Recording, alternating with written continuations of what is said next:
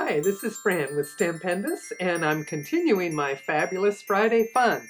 This is watercolor series video number 125, and as you can see here, we're featuring some of our ideas and cards that we'll be painting throughout this month. And let's get started using some of our winter pals. This set is very easy to work with and lends itself to doing lots of small little vignettes. And just to show you the sizes here on this whole group, I've taken an extra cover off of my watercolor paper and I've plotted out how to make the best use of this 9x12. So I've cut 2.5-inch strips, and that gives me a panel of 4 for larger ones down through the middle. But this way I could get 4 and 3 and 2.5 ones quite nicely out of the panel. And that's kind of what we'll be doing here in this first lesson. So you can make lots of small little vignettes out of the small pieces. So we're going to start with a couple of them here. Let's see. We've got some words in this set that I'll show you here. You've got merry and bright as separate words, and warm hello, which means you can stack them, do them all different ways. But if you want to use the grid paper and get them on your block so that your words are straight across, you can test and make sure it looks right before you go to your watercolor paper. And so let's see, we're going to do our little penguin guy here and our little bear over here.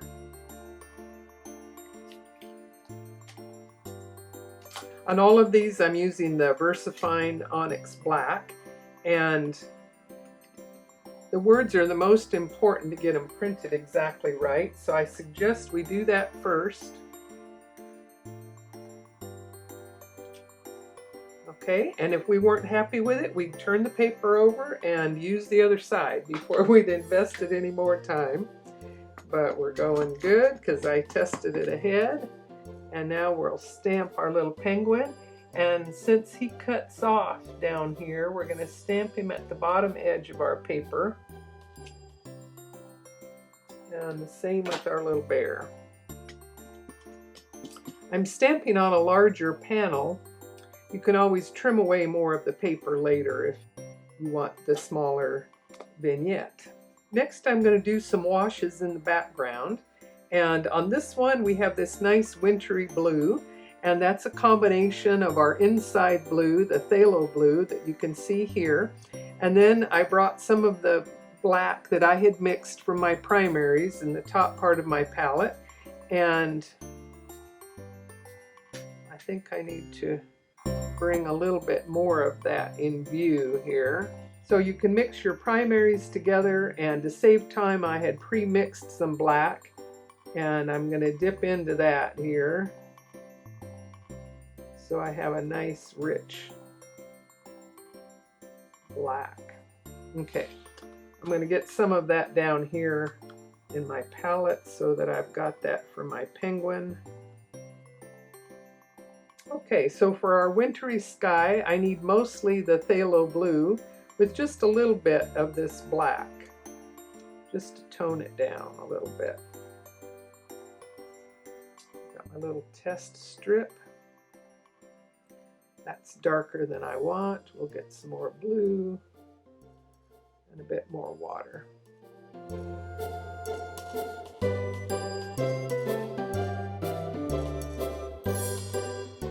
Okay, so now I'm just going to do a wash across the words, and we'll bring it part way down here. Stop short about there. On this one, we'll do 2 different colors of green. Get some light green, some darker green. And again, these will dry and a little bit lighter, so we'll put them on darker here to start with. Here we go. And I've noticed sometimes the color pulls away from the edge of the stamped image, so I'm keeping it a little bit drier this time.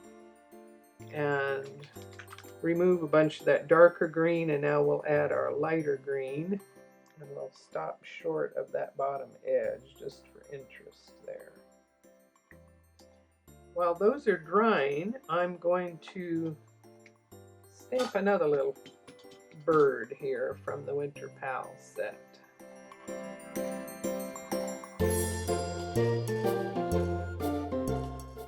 so we'll do our blue around this little one. So here we have a nice black here for our penguin. With a rather dry brush, we'll just fill in all around.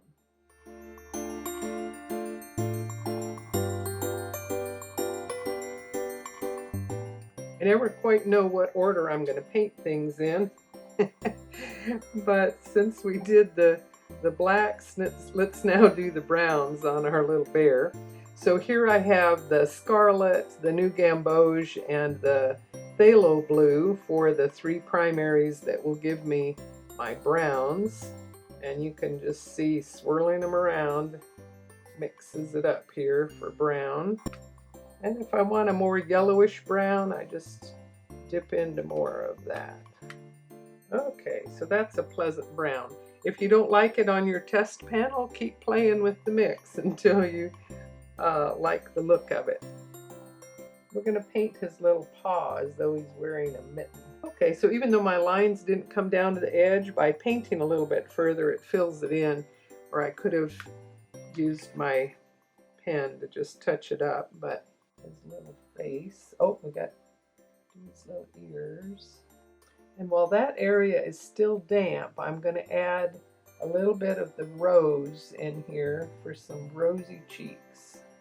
Okay, and it'll go a little bit lighter as it dries. And if it seems like it's too much, use a damp brush to lift away a little bit. And again, I'm letting those dry, so might as well work on another little one here. Let's see. Let's do some blues on this little bird.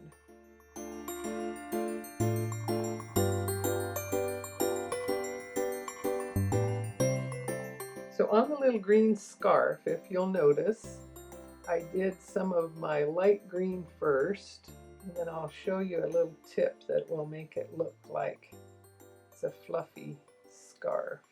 My brush is pretty wet, so I'm going to lift some of that moisture away. You'll notice in here I did a little bit of shadowing with a very light gray, so I can dip into this and test it. A little bit more water. Okay, a light gray, and we're going to shadow a little bit in here and underneath the package. Just a little bit up here. I wanted to take this idea and do just a little bit of that in the sky behind the penguin, and a larger area gives me some space to do that.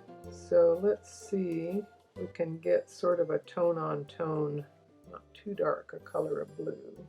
Okay, and I need a fine line, and again, try it on a scrap piece and get the feel of doing a little, like a little starburst here. And then on the white, I might do just a soft little, almost little dots here of blue to just kind of shadow the white rim on there. Little fluffy hats.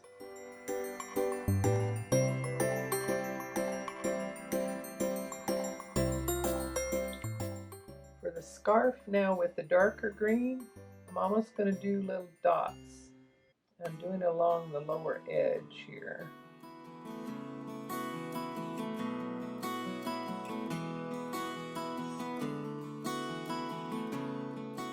Scarf would be fun just in red and white too. Now I've left my reds for last.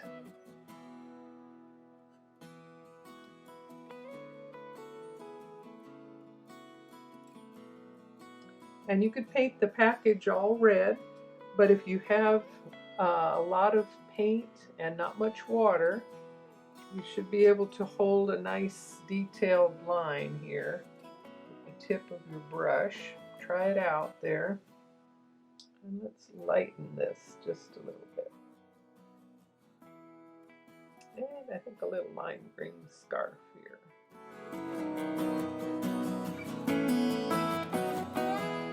So this one, stamping ahead, the water did kind of move around it in a different way. This one, it was completely dry by the time I stamped on top. So that will give you some options there. And these can be very quick little vignettes and are the easiest to make into some fun cards. Look for the gallery at the end to see how we put them into a finished card, but they're quick and easy and can be lots of fun to do a little assembly line of a whole batch of them. So let's try a couple other combinations here. Again, mostly from our Winter Pals. So the moose stamp with his big old hat. That's the part that's the stamp, and you can see I've added to it a little bit here.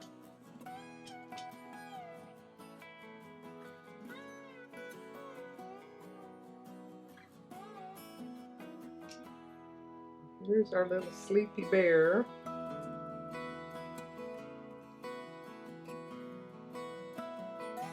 The little packages are in the set.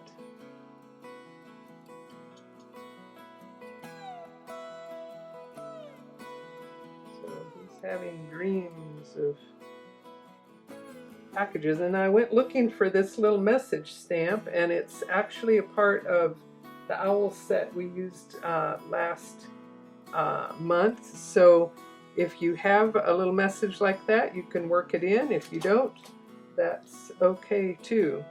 So let me show you what I've done. On this one, I stamped it crooked, and so that's what gave me the idea here to draw this line down below. And it misstamped, and then I did some little dots to fill it in. So there's always a way to kind of fix things. So, okay, so here if you want to do a simple little thing, and again I've got my pencil, so if you wanted to draw a little wavy line or pencil it in, on this one there wasn't room in the set to give you the rest of the moose body, which would have been really big. So if you just want to paint it like this, that will work just fine. But in case you want to try something a little bit different, get your pencil, and when you see when I break it down, I'm just drawing a little curved line that way, and I'm drawing a little bit more of a wobbly line this way, okay? If you don't like it in pencil, erase it carefully and do it again. When you think you've got something that'll work, then take your fine line marker and follow along that pencil line, okay? There's just two little lines, and here I'm okay with a wobbly line. The rest of the lines are wobbly, okay? And if you want to do some kind of a little balloon thing up here, stamp first and then draw a little, like a little puffy cloud around it, okay? And then you do these little circles. It looks like little thought.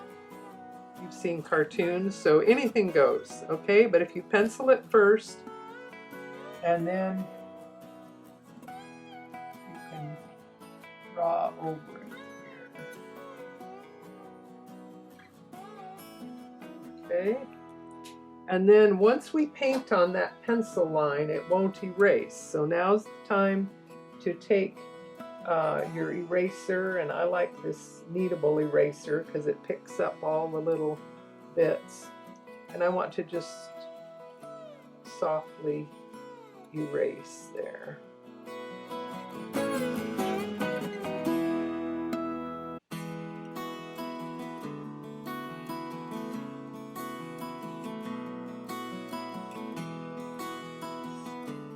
Okay. And again, if you're not happy with it at this point, turn your paper over and try it again. No reason to paint on if you're not happy with what you've got so far. But you'll be surprised how it all comes together. And it's good to push yourself to try some little bit different things here. So, okay, let's see. What colors shall we start with? I think we'll start with our browns again. In reach. So just like we did on the little bear, here's some brown that looks like a pretty good shade of brown. want a little bit more of the reddish color.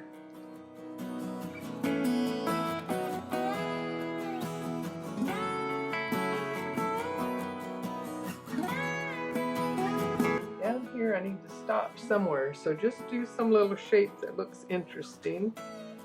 I'm going to wet this area just a little bit, like we did before. I want to get just a little bit of some rosy pink in there, kind of let it blend together a little bit. Maybe we'll do another pass of a little bit darker brown here, just to shade a little bit on this side, and then we'll do some of that darker brown. Here sometimes you can bring some black in with your brown to darken it for the antlers.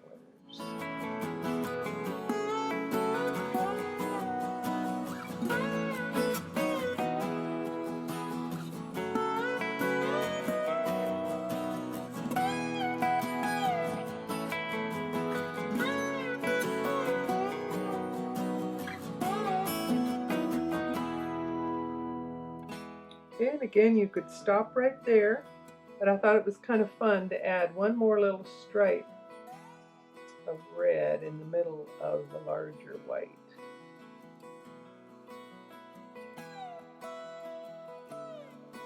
Okay, just those little details add such a nice touch.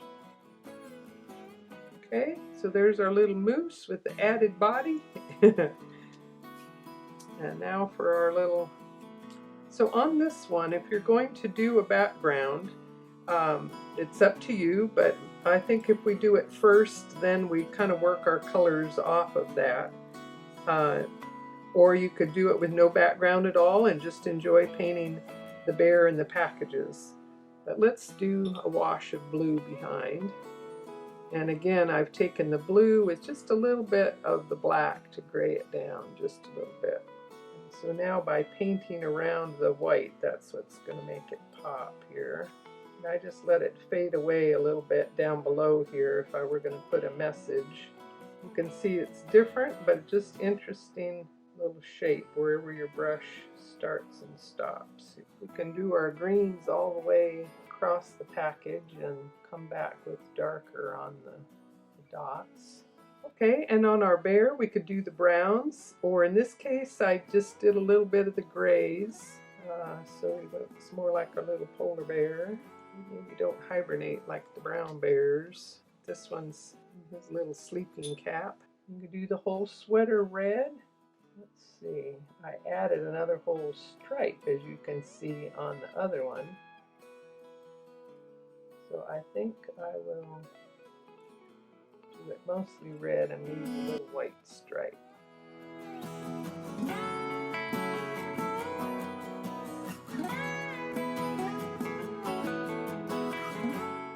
We'll do a little rosy cheek, and again test what's on your brush. Just a little hint of blue. Again, I'm using my light source from this side, so I shadow a little bit to the left over here. I went right into my white stripe with the red.